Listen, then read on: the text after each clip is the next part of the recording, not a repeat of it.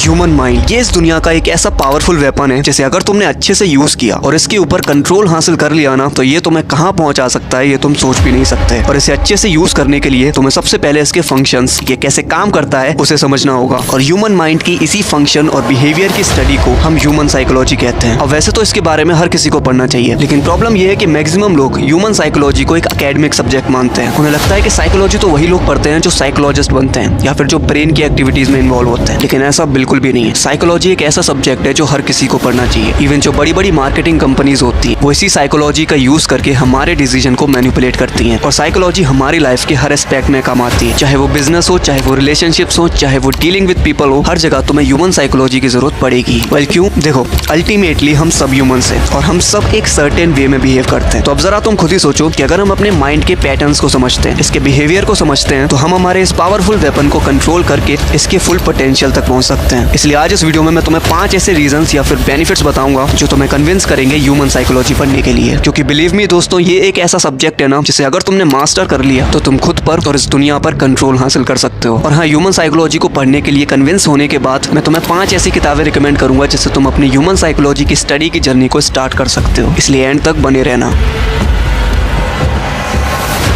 Reason number 1, to understand ourselves. Human psychology पढ़ने से हम हमारे थॉट्स, इमोशंस और बिलीव्स के मिरर रिफ्लेक्शन को देख पाते हैं। हम ये समझ पाते हैं कि हम जैसा बिहेव करते हैं वो क्यों करते हैं। और ये चीज बड़ी ही पावरफुल है, क्योंकि अगर तुम ये समझते हो कि तुम किसी भी सिचुएशन में जो भी एक्शन लेते हो वो क्यों लेते हो, क्यों ऐसा बिहेव करते हो, तो तुम नेक्स्ट टाइम अपने बिहेवियर को कंट्रोल करके उसे पॉजिटिव डायरेक्शन में भी ले जा सकते हो। नहीं समझ में आया ना? फटोरो मत, चलो एग्जाम्पल से देखो। हम में से मैक्सिमम लोग घर पे तो शेर बन के कुछ भी बोल देंगे, लेकिन जब बारी आती है स्टेज पर कई सारे लोगों के सामने बोलने की, तो हमारी बोलती बंद हो जाती है। और इसके पीछे कई साइकोलॉजिकल रीजंस हैं। तो अब इमेजिन करो कि अगर तुम उन रीजंस को समझते हो, तुम ये समझते हो कि स्टेज पर जाने से तुम्हारे ब्रेन में क्या बिहेवियर पैदा होते हैं, तो नेक्स्ट टाइम तुम इस चीज को कंट्रोल भी कर सकते हो। और सिर्फ यही नहीं, अगर तुम अपने दिमाग के पैटर्न्स को समझते हो, खुद को समझते हो, तो तुम अपनी इस लाइफ को चेंज भी कर सकते हो। और मैं ये हवा में नहीं कह रहा हूँ। ओफ्रा विनफ्रे, जो एक फेमस अमेरिकन होस्ट और एक टेलीविजन प्रोड्यूसर है, इनका बचपन काफी चैलेंजिंग रहा था और सालों तक ये डिप्रेशन में भी रही है। लेकिन ह्यूमन साइकोलॉजी के कुछ प्रिंसिपल्स की मदद से इन्होंने अपनी लाइफ को पूरी तरह से चेंज किया है। और इंटरनेट पर तुम्हें बहुत सारे एग्जाम्पल्स ऐसे मिल जाएंगे जहां पर ह्यूमन साइकोलॉजी की मदद से लोगों ने अपनी लाइफ चेंज की है। Reason number 2, to become emotional intelligent. हम ह्यूमंस एक इमोशनल एनिमल्स हैं जिसमें कई सारे इमोशंस भरे पड़े हैं। और हम अपनी लाइफ में क्या और कितना अचीव करेंगे ये इस बात पर डिपेंड करता है कि हम अपने इमोशंस को कैसे यूज करते हैं। क्योंकि हर रोज हमें कई सारी ऐसे सिचुएशन से डील करना पड़ता है जहां पर हमारे इमोशंस हम पर हावी हो जाते हैं और हमसे वो करवाने लगते हैं जो हम लॉजिकली तो नहीं करना चाहते, लेकिन इमोशंस में बहकर कर जाते हैं। फॉर एग्जाम्पल, जब सुबह जल्दी उठना होता है और अलार्म बजता है, तो लॉजिक तो कहता है कि उठ जा, लेकिन इमोशंस कहते हैं सो जा बाबू,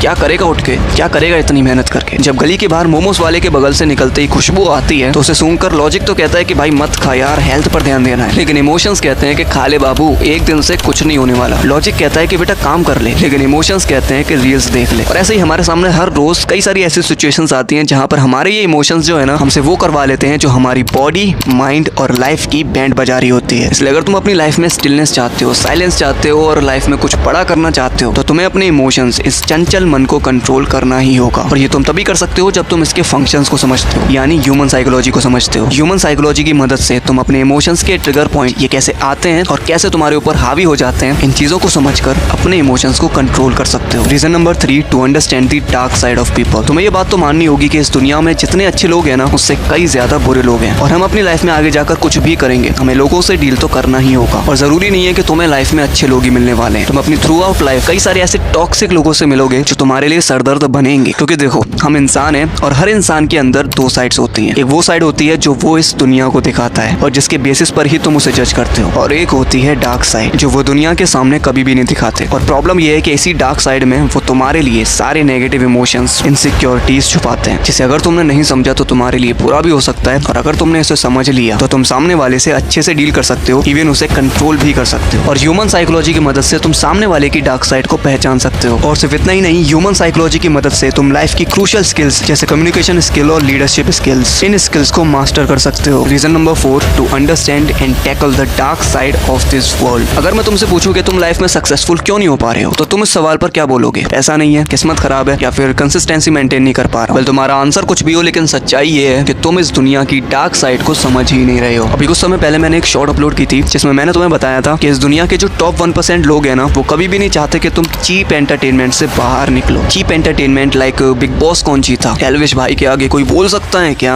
नागिन कौन है, इस एक्ट्रेस ने क्या पहना, क्या खाया, क्या पिया, विराट कोहली ने कितने रन बनाए, शुभमन गिल क्यों नहीं खेल पा रहा है, बारिश बरखा भी जूली, ये सब क्या है? तुम्हें लगता है ये सब तुम खुद देखते हो, या फिर इन चीजों को देखना या ना देखना तुम्हारे कंट्रोल में? अगर तुम ऐसा सोचते हो तो बिल्कुल गलत हो, क्योंकि ऐसा बिल्कुल भी नहीं है मेरे दोस्त। ये चीप एंटरटेनमेंट, फालतू की रील्स, फालतू की मीम्स तुम्हें जानबूझकर दिखाया जाता है। विश्वास नहीं हो रहा तो इंस्टाग्राम खोलकर देखो, फेसबुक खोलकर देखो, तुम्हें उसमें क्या दिखता है? तुम जब पहली बार इंस्टाग्राम के उस सर्च बटन पर जाते हो तो तुम क्या देखते हो? तुम्हें सबसे पहले वो टॉक्सिक चीजें ही तो दिखाई जाती हैं। तुम रील्स के ऑप्शन पर जाओ, 1-2 घंटे से पहले वापस नहीं आने वाले। तो ऐसा क्यों हो रहा है? तुम्हें क्या लगता है तुम कंट्रोल कर रहे हो इसे? ऐसा बिल्कुल भी नहीं है भाई। ये जितने भी एप्स तुम चलाते हो ना, चाहे वो इंस्टाग्राम हो गया, फेसबुक हो गया, अब तो यूट्यूब भी हो रहा है, इनके एल्गोरिथम को, इनके सेटिंग्स को ही कुछ इस तरह से डिजाइन किया गया है जिससे तुम इस चीज में फंसोगे ही फंसोगे। इन्हें बनाने वाली जो कंपनियां है ना, इन्होंने कई सारे अपने पैसे खर्च किए हैं हमारी साइकोलॉजी को समझने में। इनकी कई सारी साइकोलॉजिस्ट की टीम ने साइकोलॉजिकल रिसर्च करी ह्यूमंस के ऊपर कि हम किस चीज से ज्यादा अट्रैक्ट होते हैं, किस चीज से ज्यादा एडिक्टिव बनते हैं। तो इसलिए ये जो एप्स है ना, बस तुम्हारी साइकोलॉजी से खेलते हैं और इसीलिए तुम इसमें फंस जाते हो। तो इसलिए वो टॉप 1% लोग तो कभी चाहेंगे ही नहीं कि तुम इस चीज से बाहर निकलो, क्योंकि जिस दिन तुमने इनके बारे में पढ़ना शुरू कर दिया, डीप कंसेप्ट्स के बारे में पढ़ना शुरू कर दिया, लाइक फिलोसफी, साइकोलॉजी, मनी, तो इन लोगों का अस्तित्व खतरे में आ जाए। क्योंकि जो इंसान इन डीप कंसेप्ट्स को समझता है ना, वो सवाल करेगा, और इस दुनिया में वही लोग जीतते हैं जो सवाल करना जानते हैं, जिनकी थिंकिंग रैशनल होती है। और ये रैशनल थिंकिंग तुम तभी डेवलप कर सकते हो जब तुम ह्यूमन साइकोलॉजी और इन डीप कंसेप्ट्स को समझते हो। Reason number 5 to understand deep concepts of mind. तुम्हें पता है हमारा माइंड एक ऐसा मिस्टीरियस ऑब्जेक्ट है जिसके अंदर इतनी सारी मिस्ट्रीज छुपी हुई हैं जिसे आज तक साइंटिस्ट भी नहीं सॉल्व कर पाए हैं। और सबसे बड़ी मिस्ट्री तो हमारा ये सबकॉन्शियस माइंड है, जो कि इतना पावरफुल है जिसकी मदद से तुम कुछ भी अचीव कर सकते हो। लेकिन वो तभी होगा जब तुम इसके फंक्शन को समझते हो, तुम ये समझते हो कि ये कैसे काम करता है। इसलिए जब तुम ह्यूमन साइकोलॉजी पढ़ते हो ना, तो तुम अपने दिमाग के कुछ डीप कंसेप्ट्स को समझते हो, like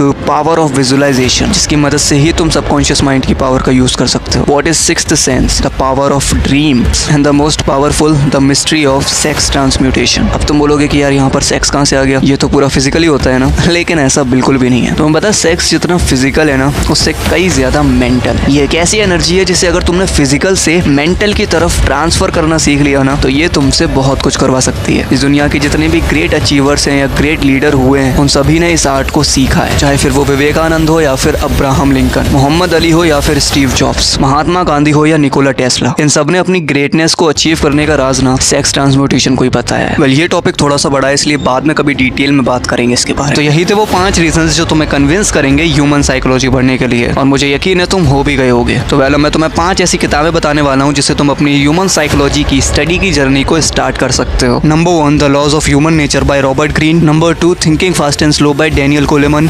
number 3, Sapiens by Yuval Noah Harari. Number 4, the power of your subconscious mind by Joseph Murphy. And number 5, think and grow rich by Napoleon Hill. अब अगर तुम्हें ये वीडियो पावरफुल लगी और थोड़ा सा भी तुमने सीखा हो कुछ, तो एक लाइक जरूर ठोकना और सब्सक्राइब कर ही जाना, और शेयर करो इस वीडियो को अपने जैसे ही यंग लोगों के साथ, ताकि वो भी ह्यूमन साइकोलॉजी को पढ़ने की इंपॉर्टेंस को समझ सकें। मिलते हैं तुमसे अगली वीडियो में, तब तक के लिए जय हिंद।